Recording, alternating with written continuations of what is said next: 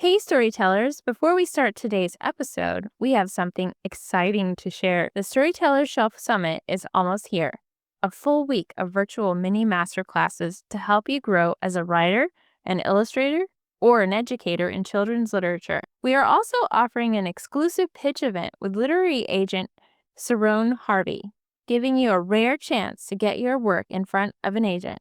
To participate, you'll need to purchase both the summit ticket and the separate pitch ticket. Click the link in the description. We can't wait to see you at the summit.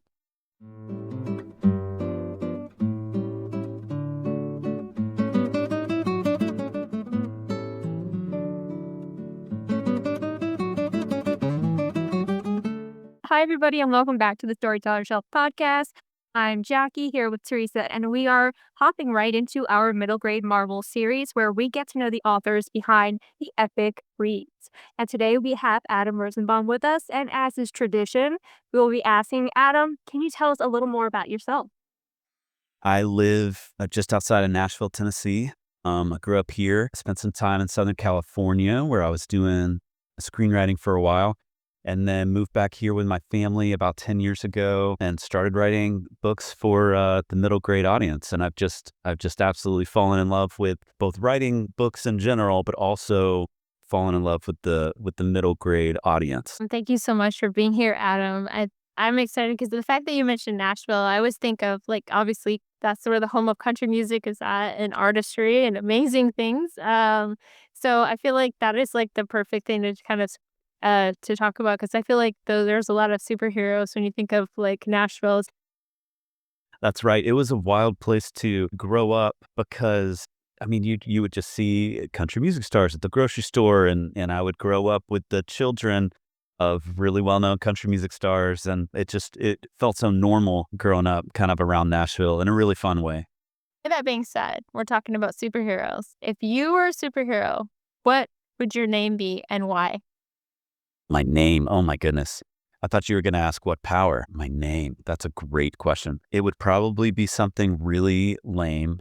And my power would be probably something really lame too. One of the ideas that I have been kicking around for a while is about superheroes, and I've been able to name a lot of superheroes. Maybe not the smartest superheroes in this book idea. So that's been a lot of fun. But I don't know what I would name myself. Probably something to do with the fact that I'm a Southerner at heart. Maybe I can't think of anything good. I'd probably be how about like the hillbilly, the great hillbilly. How about that? Reflects my Tennesseaness. I think that it's going to be the most unique superhero name that we ever have on this show, and I'm all for it. Somebody has to submit design. All right, why don't I give you an easier question, okay? You told us you got started writing screenplays, and then you got into middle grade. But can you tell us a little more about how you were inspired to turn to middle grade, and how is it that you tap into the perspective of this age group when you're creating your ideas? Yeah. Oh, I love that. Okay. I've been writing different things ever since I was little. I was doing songwriting for a while, being from Nashville. Everybody's a songwriter, knows a songwriter. And so in middle school and high school, I would write songs and I would perform at school or at church or at coffee shops. And I thought, oh, that's what I want to do. And then in college, I went to a music school and realized everybody here wants to be a songwriter and they're way better than me. So I transitioned to writing movies at that point and moved to the West Coast because I thought, oh, that's it. I love movies. I'll do the screenwriting thing. So I wrote all kinds of scripts. I would write dramas. I would write action movies. I wrote a couple of horror scripts, comedies. I would write TV shows, everything. I just wanted to write everything and kind of figure out what I was most interested in. And the thing that I kept coming back to was kids movies, like kind of in the Pixar vein, or the Steven Spielberg Amblin movies from the 80s that I grew up on, like E.T. and The Goonies and Back to the Future. Those were the most fun for me and where I felt like my heart was drawn. And so when I moved back to Nashville and I wanted to do something a little different and I started writing a novel, it was for kids and it just felt natural. And I love of doing this, and I'm probably stuck here forever.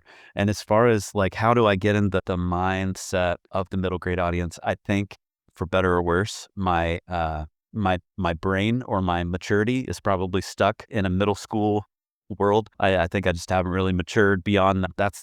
I still love those movies. I still love reading middle grade books.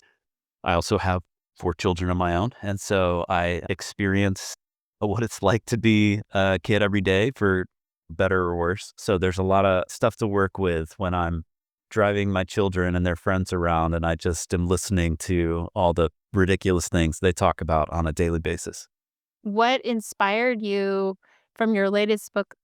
Like, was there a moment or a scene that you absolutely loved and why? And then would you say also, second question, the books, the movies, all the scripts, is that what led into your middle grade writing style? Absolutely. I think I'm always chasing that high of when I was a kid and saw E.T. for the first time, saw Back to the Future for the first time, saw Jurassic Park for the first time. Like those movies were so seminal for me that I'm always chasing that. For me, like my favorite books of all time, the ones that I still come back to, the ones that have meant so much for me, are the books that I read when I was that age, when I was 4th, 5th, 6th grade. Books like The Westing Game or The Phantom Toll Booth, books that meant so much to me as a kid. And I will go back and I will reread those as an adult in the same way that I watched those movies. And so I think there is just something really special about that age, about that like kind of 3rd through 7th grade age, that's so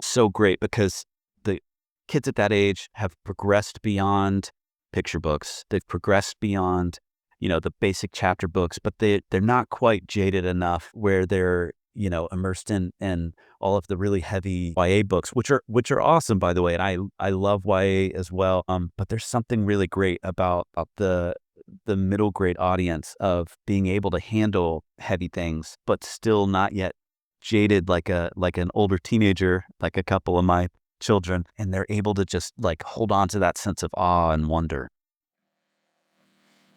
So the films and books that you read as a child, they inspire how you write today, but you also come back to them as an adult to keep inspiring yourself.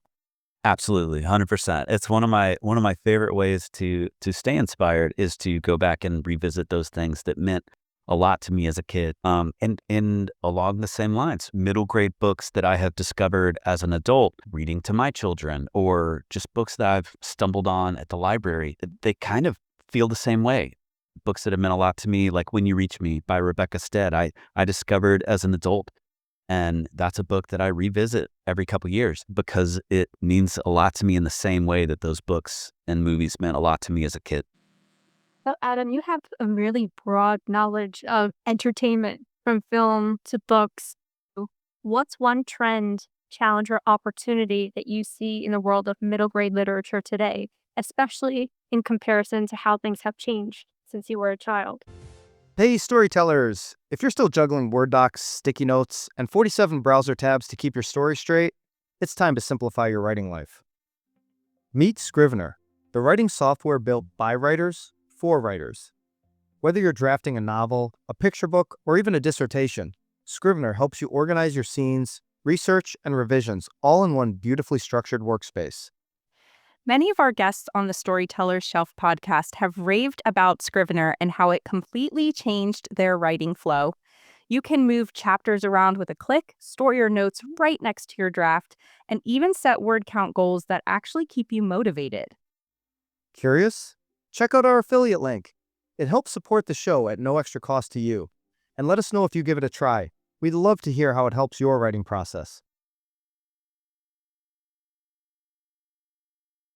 Ooh, that's a great question. This is something that I really love talking about, just in terms of the challenges of what's happening in middle grade right now. There are lots of articles, lots of people talking about like gloom and doom for middle grade. Sometimes I'll read something and somebody's like, oh, I feel hopeful for these reasons.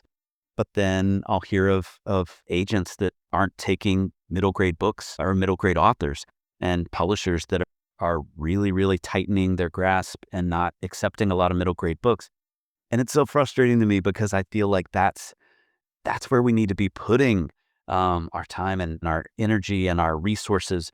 We need to be having more books, more opportunities for kids to discover things, and especially for boys. I have discovered, so my oldest 3 children are boys, and seeing them fall in love with reading in like the younger elementary school ages, and then once they hit middle school, once they hit 6th, 7th grade, it's like, what is there left? And yeah, there are some options there, but not enough. And I feel like there's so much room for more diverse characters, diverse settings. There's so much room that we can expand and give kids more options in that space, especially boys, to keep encouraging them to read. So this is something I feel really passionate about, and I don't always know the answer.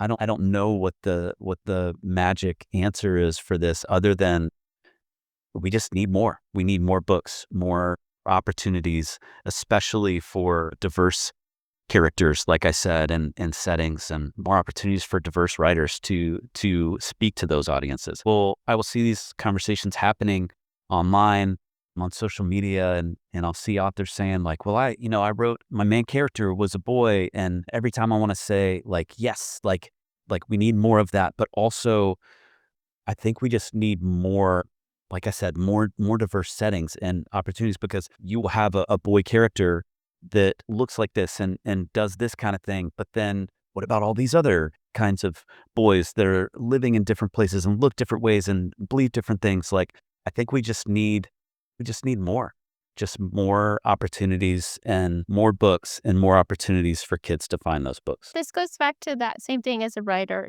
You're constantly evolving, constantly changing, and that kind of thing. If you could go back in time and if you could give one piece of advice for your younger self, what would it be?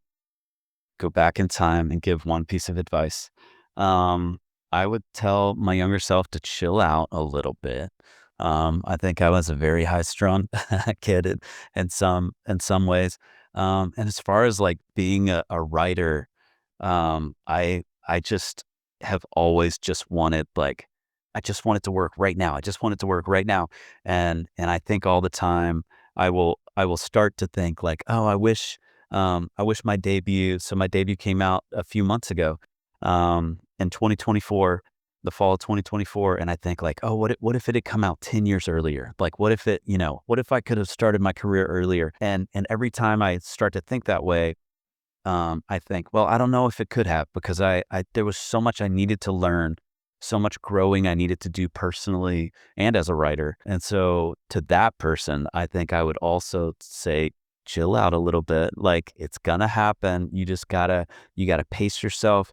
You gotta take it slow. There's just a lot more growing that you need to do before you're ready. I probably need to hear that right now as well, because even today I'm like, I want to go. I want to write this, and I want to write that, and I want to do this. And the wiser people in my life are like, okay, slow down a little bit. Like, let's pace yourself right now too. So maybe this is just something I'm always going to struggle with. Well, there's nothing wrong with that, but I will say this whole business is very much an exercise in patience.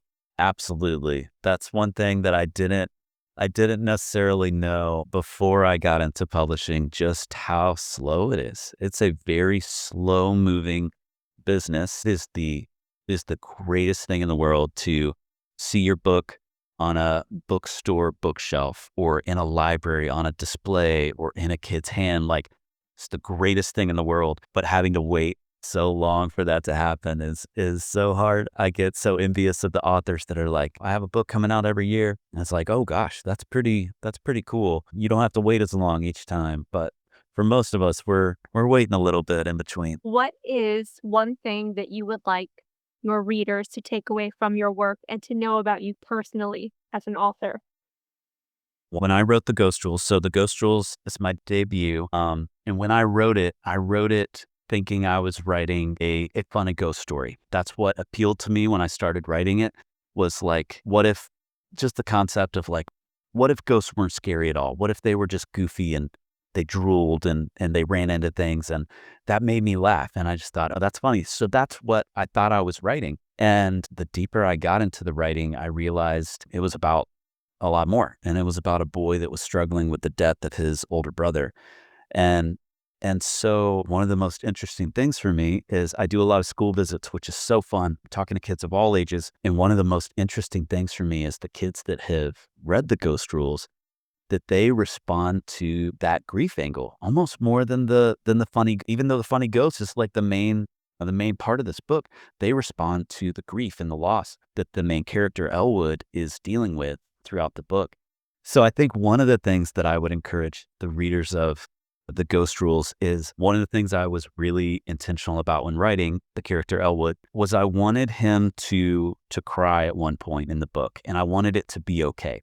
And that, as he was dealing with that loss. And so when I think about readers, especially boys, I want to show them that it's okay to feel, that it's okay to emote, it's okay to cry. And that's not a negative thing. That's not a bad thing, because all kids are dealing with loss on some level. And for some kids, it's, really prevalent because they have a loved one that died, like Elwood in this book. Some kids are just dealing with the loss of a best friend that moved away, or a loss even as small as like they did poorly on a test or a project that they really, really wanted to, but it feels huge when you're in middle school. And so especially for boys, I just want to show them it is okay to feel what you need to feel when you encounter that loss in your life. And it's okay to cry. So that's one thing that I really want to encourage, especially boys. And hopefully that comes through in the book. And then as far as like, what do I want people to know about me? I don't know. I love talking to students. I love talking about writing and reading. And so if you ever track me down online, if you ever see me on the street, let's talk about books. Like, tell me what you're reading. Tell me what your favorite book of all time is. That's the thing I always lead on with when I'm doing a school visit, is I'm like, I want to hear what you're reading. Like, tell me what you're reading. Tell me what your favorite books are. Let's talk about how amazing books are and how influential they can be and how powerful they can be. So that's one thing that I really love talking about, and hope I get to more and more. Thank you for watching the Storyteller's Shelf podcast. If you enjoyed this episode, be sure to like, share, and subscribe so you never miss new insights from emerging authors, illustrators, and publishing professionals. Your support truly helps our show grow. And if you'd like to support us directly, visit our Ko-fi page and click Buy Me a Ko-fi. Thanks again for tuning in.